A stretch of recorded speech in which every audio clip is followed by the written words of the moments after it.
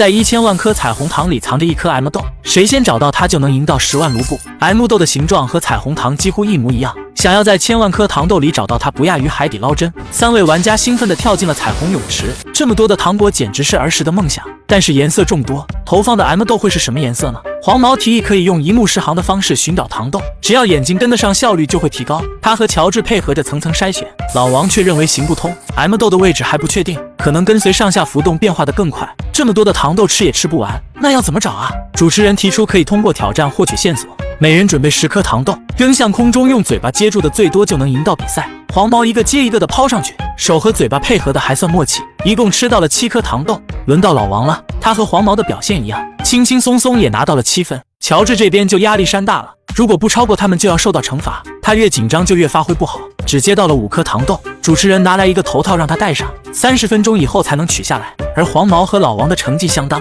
需要加时比赛，于是左边一个右边一个开始了较量。老王不小心碰到了牙齿，撞飞了一颗，这一局黄毛赢了。主持人告诉他2种不是 M 豆的颜色，虽然知道了一点线索，但还有4种颜色需要筛选，这艰难的任务一点也没有减轻。乔治戴着头套就像瞎子一样，他打算休息一下，等待惩罚结束。黄毛和老王依然认真的翻找，这不仅需要极好的眼力，还要有耐心坚持到底。主持人提出开始第2个挑战，他随机拿1颗糖豆，让玩家在背后猜颜色，猜对了就能获得线索，猜错了就要受到惩罚。不默契的心灵感应非常难猜，第1轮3个人都没有猜对，他们轮流被玩具枪攻击。接下来乔治蒙对了1颗，他得到了一个不是 M 豆的颜色，而老王接连蒙对了2颗，他知道了2种不是 M 豆的颜色。黄毛1颗也没有猜对，但他希望3人可以公开线索，一起筛选掉不对的颜色，这种方式利人又利己。他们排除了5种不对的颜色，那 M 豆很有可能就是绿色和红色了。得到了重要的线索，3个人瞬间又打起了精神，在茫茫同类中找一颗异类，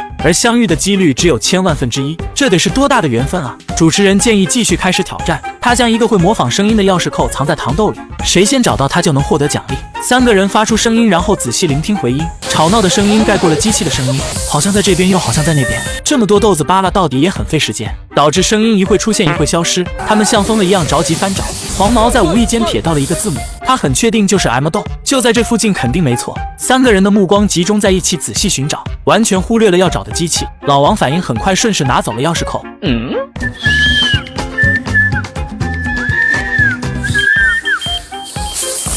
这个果然3个臭皮匠只有一个诸葛亮，老王赢到了独立寻找10分钟，其他2人只能围观观看。这么好的机会一定要把握住。老王开始更用心的翻找，扒来扒去眼睛都要看花了，他还是没有找到 M 豆。主持人通知时间结束，他们又恢复了3人团队。刺眼的糖豆好像永远也找不完，小小的 M 到底在哪里呢？新的挑战即将开始，主持人将3个人的身体缠满了双面胶，谁沾的糖豆最多就能赢到奖励。3只毛毛虫快速冲进了彩虹泳池，蠕动着身体疯狂沾取小糖豆，只用了几分钟就变成了3个糖豆人。接下来开始拆开称重了，乔治的体型最大，所以沾的最多，而老王瘦小一只，重量也最小。他的惩罚是有色眼镜，戴上以后只能看到2种颜色，根本分不清彩色的糖豆。乔治的奖励是一个放大镜，小小的镜片几乎没什么用，还不如用眼睛找得更快。黄毛回忆着 M 豆出现过的地方，在其周围仔细的翻找，但是痕迹早已被别人覆盖，指不定跑哪去了。他们找来找去想不到任何策略，只能用最笨的方式一个一个的筛选。主持人将3个水桶放在他们的头上，顶到最后的人获得奖励。看来头大还是有些好处的。乔治和老王轻轻松松，黄毛的水桶摇摇晃晃，好像随时都会掉下来。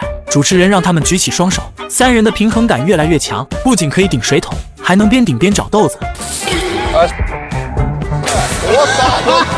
黄毛侥幸输掉了比赛，一心不可二用，还是集中精力顶水桶吧。主持人让他们一起增加重量，水桶里的糖豆越来越多，2人的压力逐渐增加。乔治的水桶摇摇晃晃，快要撑不住了。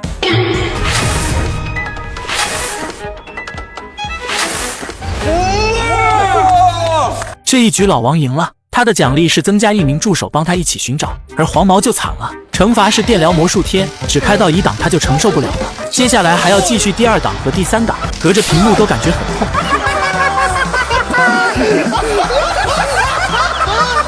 4个人挤在池子里一起寻找，多一双眼睛能不能找到呢？他们不停地更换位置，不停地扒拉，除了糖豆就是糖豆，还是看不见 M 豆。主持人让他们用眼睛吸管喝饮料，喝得最快的就能赢到奖励。3个人卯尽了力气使劲吸，味道不错，正好他们也口渴了。老王只用了几分钟就吸完了饮料，他的奖励是5000卢布，黄毛也紧随其后。他虽然没有奖励，但也不会被惩罚了。这一局乔治输了，主持人拿来惩罚眼镜让他戴上。本以为这局乔治又要赔跑了，没想到他不慌不忙从口袋里拿出了一颗 M 豆。这是什么操作？杀人诛心啊！主持人检查了一下豆子，确实是他藏进去的那颗。原来早在1小时之前他就找到了豆子，故意隐瞒纯属因为好玩。黄毛和老王无可奈何，只能祝他玩得开心。乔治如愿赢得了比赛，也赢到了奖金，将近6个小时的努力没有白费。那么问题来了，如果是你会用什么方法找到 M 豆呢？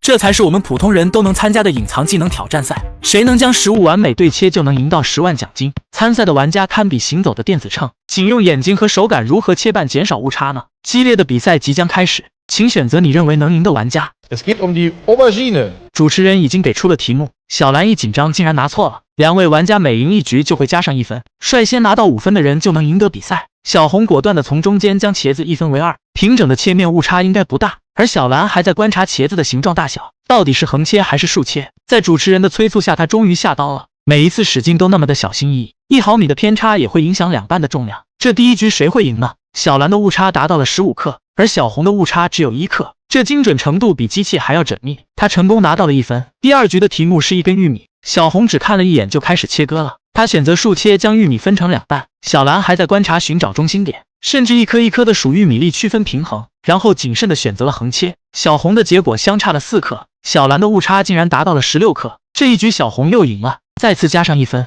Als nächstes haben wir Ingwer。不规则的生姜有点难度，这要怎么切呢？小兰比划了半天也没有下手，小红还是一刀潇洒落地，但她忽略了掉落的2小块姜片。这个情况还能保留误差吗？小兰那边也找到了完美的切割线，这次她的误差缩小到了7克，小红的误差只有2克，这手法也太稳了，不愧是我看好的玩家。他又加上了1分，已经远超蓝队3分了。小兰心里焦急，但依然表现得从容。主持人继续布置题目。Jetzt haben wir Fenchel。长得像大蒜的萝卜还算对称，只要从中间切开，应该误差不大。小红还是那么快速，一边等人一边和主持人聊起了天。而小兰犹犹豫豫，始终不敢下刀。如果这次再输，可能就很难翻身了。他的心情沉重且紧张。这次的误差是多少呢？小红破天荒的超过了15克，小兰这次减少到了9克，终于扳回了一局。Dann das nächste ist die Birne。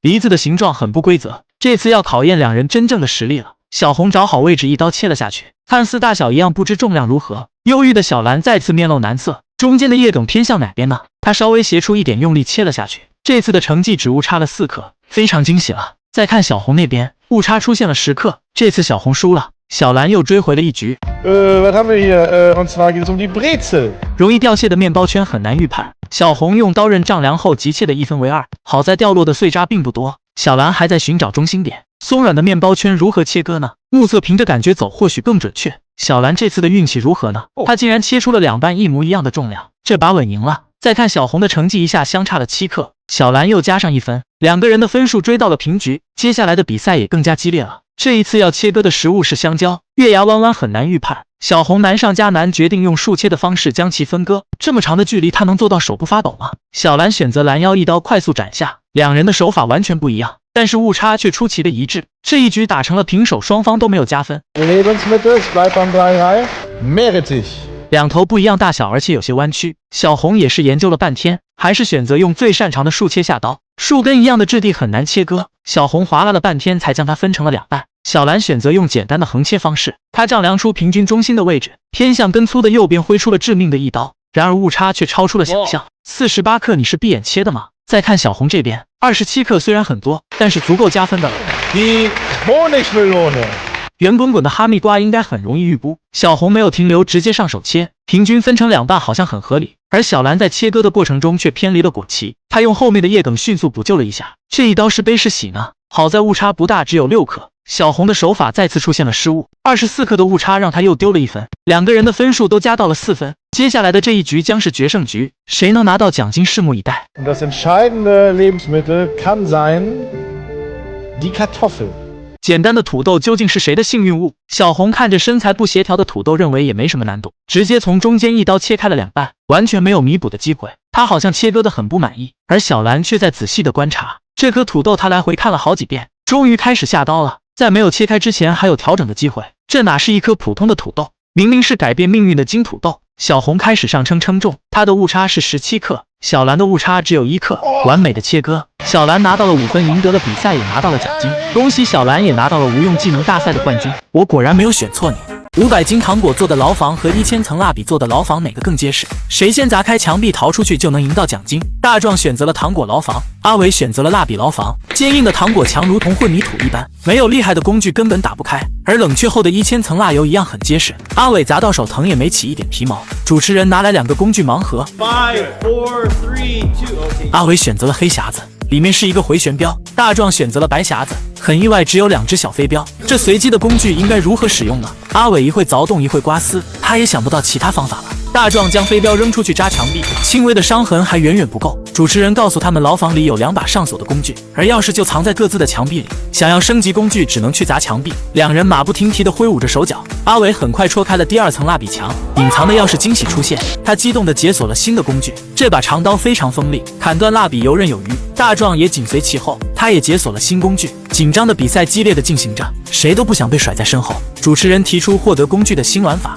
谁能从墙上取下最大的一块就能升级工具。比赛时间为1分钟。大壮画出三角形开始切割，但是分不开的糖果墙逐渐失去了理智，只能抓一把碎渣交给了主持人。好在里面还有一块完整的。再看阿伟那边，分层的蜡笔墙就很容易切块了。这一局阿伟赢了，他的新工具是歪头锤子，砸在墙壁上反而越砸越结实，这升级的毛线啊！大壮那边也没有空手，主持人让他选择工具盲盒，他选择了黑匣子，里面是一根棒球棍，除了割的手疼一样没有用处。他们来不及考虑，只能用力气填补，可能少砸一下就会被别人赶超。主持人再次拿来工具盲盒，这次阿伟选择了白匣子，他拿到了一把尖刀。大壮的黑匣子里是一把榔头，用来开采墙壁事半功倍。他们在中间的位置一直凿一直凿，没人知道这面墙壁有多厚，但是2人都进步了很多，凿出的深度几乎差不多大小。到底谁的墙壁会先一步打开呢？主持人拿来2个障碍盒子，谁先砸开就能拿到里面的工具。大壮将盒子扔在地上，用铁球砸了2下就解救了工具。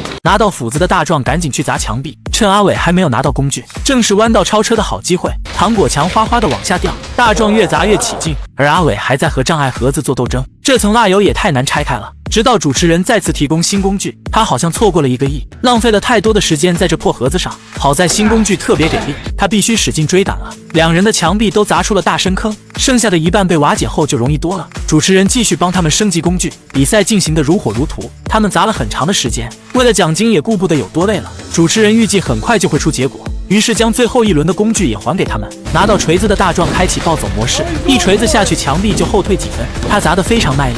而阿伟的蜡笔墙越砸越脆裂，这次说什么也不能再输了，他很快就砸开了出口，拿到了象征胜利的小红旗。不可思议，竟然是阿伟赢了！大壮输得很不甘心。那么问题来了，如果是你会用什么办法快速砸开糖果墙呢？这是2辆被封印100年的汽车盲盒，谁能用最短的时间清洗干净就能把它开回家。使用的工具随机选择，它可能是台基尼的名车，也可能是辆报废的破烂，谁的运气好就能赢到这辆老古董。乔治抽到了一个牙刷，阿伟抽到了多功能呲水枪，这幸福来得太突然，肯定比牙刷好用多了。乔治只能用力摩擦用力刷洗，奈何这层泥垢沉淀得很结实，仅用牙刷刷到天黑也洗不干净啊。而阿伟那边就轻松多了，他先用泡沫喷在车头，再用清水开启了高压呲水模式，车的颜色逐渐显露了出来，还有更在乎的车标，看形状应该很值钱。阿伟浑身充满了力量，开始更用力的清洁。乔治用牙刷不停地更换位置，好像刷哪里都很吃力，但他一直很好奇车的 logo， 于是决定先把车标刷出来。又是一辆名车，看来今天注定不会白来。他开始加快速度拼命清洁。主持人提醒2人可以再次选择工具了。阿伟这次抽到了一根扫把，乔治抽到了电动打磨机，海绵钻头遇水就能将泥垢擦掉。于是他将1桶水倒在车身上，开始用钻头仔细打磨，但是上面的泥浆却无处安放，乔治只能用身上多余的衣物一点一点的擦掉，好像有点进展了，但看上去还是脏兮兮的。再看阿伟那边，扫地的扫把丝毫没有任何作用，但他还在坚持清洁，只要在有限的时间里进步一点点，能赢的几率就会增加。2人的清洁面积几乎差不多，他们继续选择工具。这次乔治抽到了呲水枪，阿伟抽到了清洁刷，高科技工具好像很好用，是时候超越对手了。乔治疯狂地冲洗着淤泥，高压的水枪几下就能带走泥垢，这工具简直事半功倍。但是玻璃怎么凹下去一大块？这可不是我弄坏的。主持人告诉他修修改改还能开，前提是你能先赢到他。乔治决定先比赛再难过，他很快就洗干净一半的汽车。再看阿伟那边，边洗边擦的工具简直太棒了，他很轻易就能把污垢清洗干净，而且这辆车没有破损。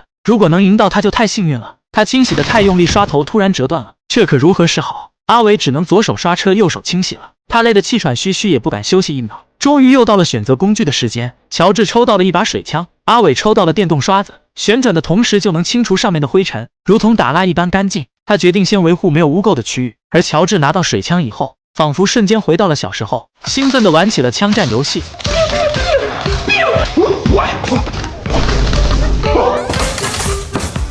他玩得非常开心，但是5分钟的工具时间转瞬即逝，两个人继续选择工具。乔治抽到了一根水管，阿伟抽到了海绵擦和清洗液。他将肥皂水涂满车身，然后用吸水海绵摩擦清洁，只用冲洗掉表面的泡沫，汽车一侧就能变得非常干净。这种方式虽然辛苦，但是为了爱车还是值得的。阿伟看着即将变干净的汽车非常自信。再看乔治那边，水管的压力一样能将车冲洗干净。他手持着神器，有点眼瓢，认为赢家非他莫属。干净的地方反复冲洗，让整辆车看上去就像新的一样。但他好像忘记了另一侧的状况，现在才反应过来。阿伟清洗完毕，已经在擦车了。他认为洗得足够干净，现在就可以检验。乔治那边不得不提前结束比赛，他祈祷裁判只检查这一面就行，或许能蒙混过关。但是裁判又不是瞎子，不止这一侧，汽车后面和上面都不干净。这下乔治还能赢吗？再看阿伟这边，一眼看上去相当干净了，仔细检查才发现车轮和车顶还存在泥垢。但是相比乔治的汽车已经加分很多了，所以裁判商议阿伟赢得了比赛，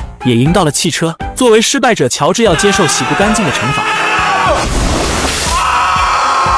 3个人被困在100层特殊材质打造的牢房里，谁先砸开3面墙壁逃出去，就能赢到1万美金。每一面墙壁的难度匹配了不同的工具，越结实的材质并不一定难打开。阿伟选择了蓝色墙壁，匹配的工具只有一把勺子和拳击手套。这么菜的工具，难道墙壁很薄弱吗？大壮选择了绿色墙壁，里面还是厚厚的胶带墙。他继续用锤子砸，阿伟这边用勺子也能凿出凹槽。粉质的石膏板尘土飞扬，很难想象这面墙壁他可以自由选择。他还是选择了紫色的木头墙，匹配的工具有一把镐头和长刀。第2关的墙壁明显结实很多，大壮必须更用力的砸墙了。老王紧随其后，也进入了第2个牢房。这次他还是选择胶带墙壁，阿伟的混凝土墙壁一样很坚硬。他尝试在不同的位置凿洞，没想到费尽心力几乎没有任何进展。大壮貌似已经找到了破绽，他在破损的木头上继续发力，相信很快就能砸开了。老王一下撕开了几十层的胶带墙，但是里面还有厚厚的胶带没有打开，他只能继续凿洞，继续挖掘。他们同时将盲盒砸开，大壮抽到了独立砸墙4分钟，其他2人只能暂停比赛。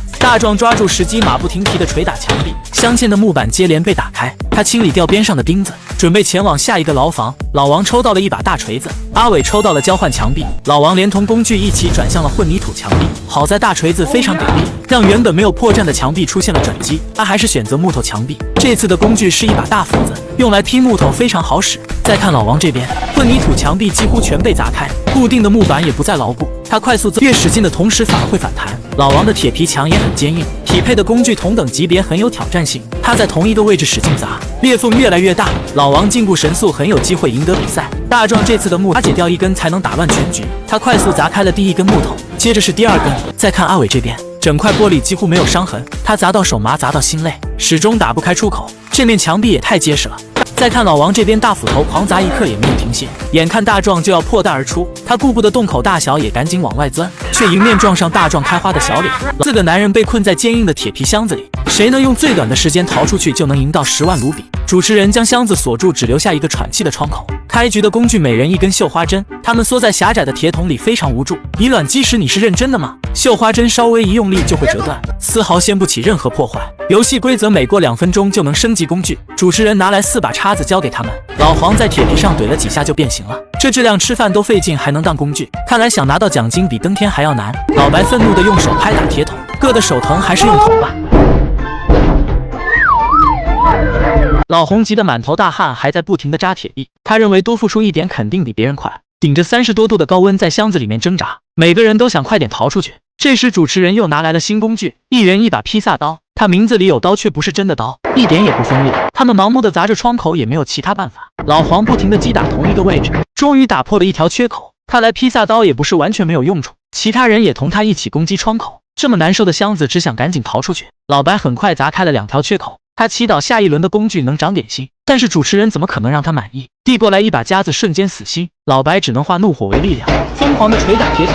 老黑没有一点进展，反而不太着急，他在等待下一个工具。4个人汗流浃背，非常疲惫。主持人拿来冰水让他们降温，终于在闷热的环境中得到了一点救赎。这次的工具是一把螺丝刀，相比之下确实有用多了。他们赶紧在结实的铁皮上使劲砸。老黄已经打开了一小块铁皮，目前进步最多，而老黑还在等待下一个工具。他实在打不开铁桶，主持人掐准时间为他们升级工具。这次每人一把钳子，不仅可以撕拉铁皮，还能捶打变形，但是空间限制他们施展不开。老黄将窗口扩大了1倍，老白紧追慢赶，在窗口的下方凿出了新的洞口。老红也在不停的进步。主持人拿来一把锤子分给他们，用来捶打铁桶更加好用。4个人都在努力破坏中，老黑那边终于出现了进展。后来居上还不一定谁先赢呢。老黄声冒病下为自己加油，他始终认为自己能赢。而老白不走寻常路，他打开下面的洞口向上延伸，舍近求远的方式能否更快呢？比赛进行得非常激烈，老红已经迫不及待想要出来了，奈何洞口太小，只能露出头部。主持人继续提供工具，这次是一把小镐头。他们在破损的地方使劲砸洞，结实的铁皮已抵不住镐头的尖尖，只要将洞口处不断的扩大，相信很快就能逃出去了。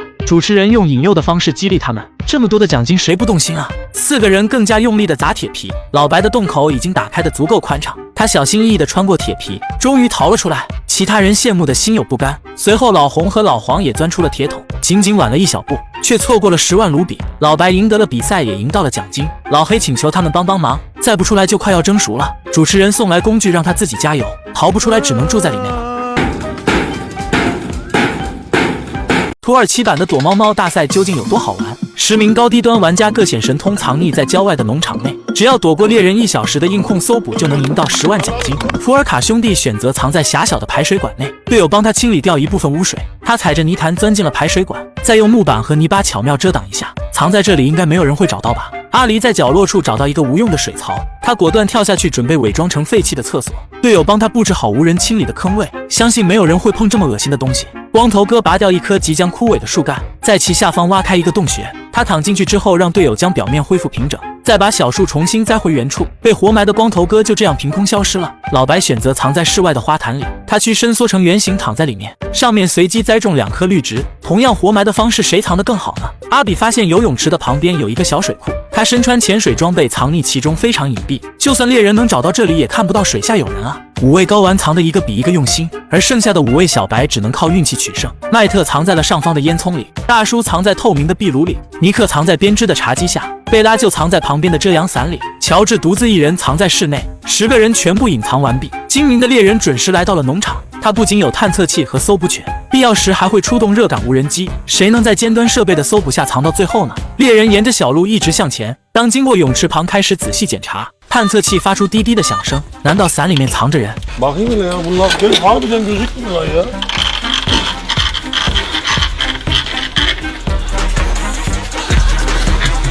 Abi düşüyorum. Abi düşüyorum. Abi. 正好砸在尼克的茶几上，贝拉第一个淘汰了。猎人没有检查茶几，径直走向了屋内。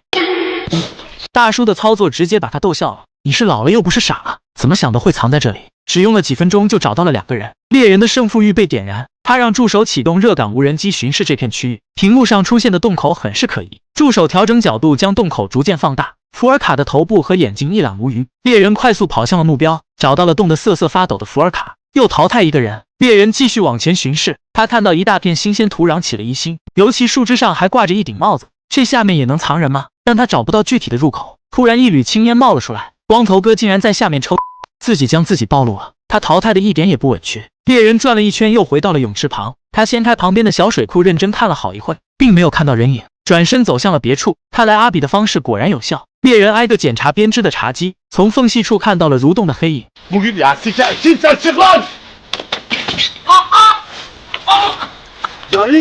Abo. 尼克也被找到了。猎人再次回到了屋内，发现大叔还没有离开。原来火炉的门栓只能从外面打开，作为交换条件，大叔愿出卖队友换取自由。猎人爽快地答应了。大叔带领猎人一直走到了花坛旁，老白还不知道发生了什么，就这样被莫名的找到了。他以为是被狗子找到的。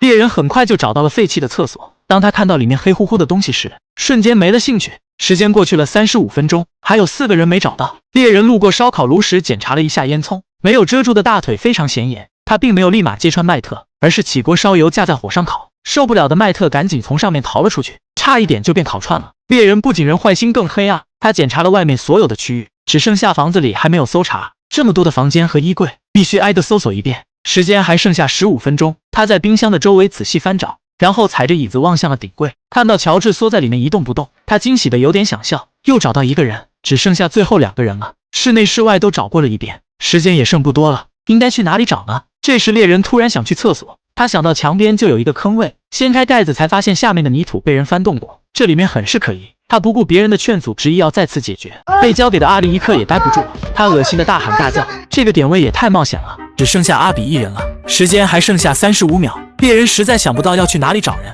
只能乖乖认输。节目组开始揭晓答案，差点被冻僵的阿比终于等到了胜利，他赢得非常不容易，猎人也很佩服他的毅力，在这种环境下能藏到最后确实很厉害。4个不同职业的人被投放在湿滑的冰坑里，谁能用最短的时间逃出去，就能赢到10万奖金。零下30度的冰坑足足有4米多高，如何利用随身的装备自救逃生呢？主持人趁其不备，将玩家们推入了深渊。紧张刺激的比赛即将开始。渔夫大叔的背包里有一些钓鱼的工具，他准备将手钻卡在墙中间爬上去，但他低估了身体的全部重量，爬上去很困难，而掉下来只需要1秒多。大叔改变策略，用小刀在冰墙上凿洞，只要凿出阶梯往上的洞口，就有机会爬上去。游客阿伟的背包里有很多锅碗瓢盆，他将底部烧热粘在冰块上，或许可以踩着往上爬，但是物理反应并不明显。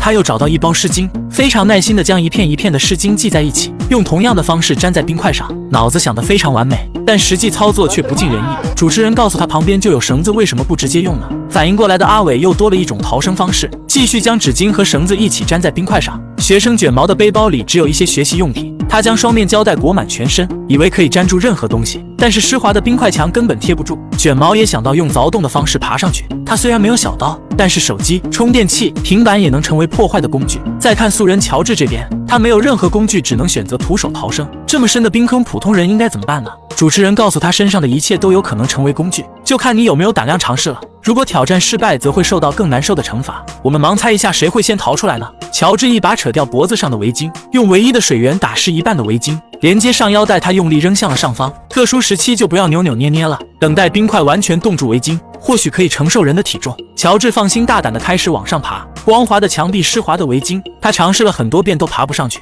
只能脱掉裤子系在下方做支撑。再看渔夫大叔这边，他凿好了向上攀爬的洞口，手脚并用开始往上爬，眼看就要爬出冰坑了。他在平台上方又凿了2个可以抓握的凹槽，使出全力往上爬。大叔踩着洞口快速逃了出去，成为了第一个逃生的人类。剩下的3位玩家还在继续努力。游客阿伟利用绳子和湿巾制作了一个简易的梯子，将一端绑在沉重的背包上扔向了地面，垂下来的绳索继续用热水浇灌。他始终相信物理知识能改变命运，静等湿巾与冰块完全冻住。阿伟小心地踩上第一根绳子，粘得足够结实，他毫不犹豫地往上爬去，短时间的承重应该没有问题。阿伟很快够到了平台，利用绳子和纸巾竟然成功逃生了，只剩下卷毛和乔治2个人了。卷毛也想用扔背包的方式逃出去，他将书包里装满雪花，没有绳子可以用胶带，只要多缠几层一样结实。装雪的书包重量明显不够，他将裤子脱下再次装满雪花，重量还是不够保险。身上的毛衣、秋衣也成为了雪带，4根胶带的重量应该够结实了吧？卷毛搓热手掌，准备开始往上爬，刚一离开地面，胶带就扯断了一根。